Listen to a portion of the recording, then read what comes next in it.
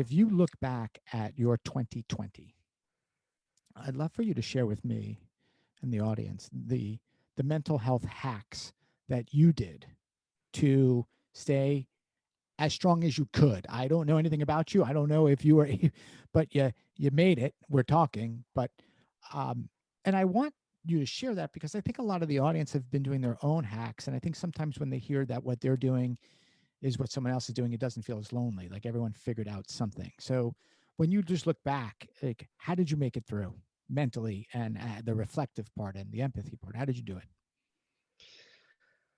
Like you said, I've made it. I don't know how successful I was, but I feel pretty good about the last year. I actually feel better than a lot of my friends and people in my network.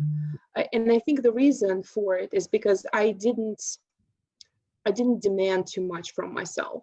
I gave myself a break just at the very beginning of the lockdown and said that even though by nature I'm a very ambitious person, I felt that this is the time where the self-centricity should really take the backseat, and empathy and getting together as a community should really prevail, because we are all on some kind of setback.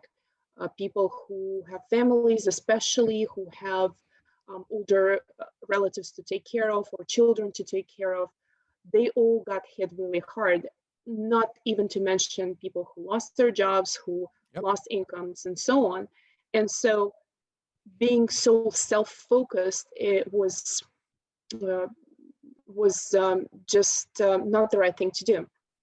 So what I started paying more attention to, and which really helped me personally, was making sure that my mind and body are in sync and that I'm trying to be as healthy as I possibly can.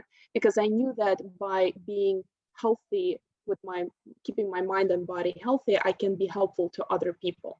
It's very important to take care of yourself.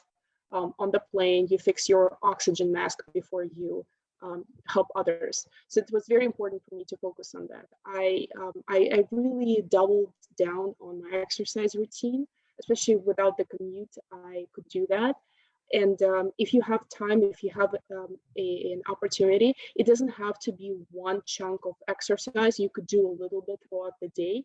We're all stuck at home, so everyone has 10 minutes, maybe two 10-minute breaks throughout the day. So just try to do something active. It doesn't have to be anything major, but I took up running.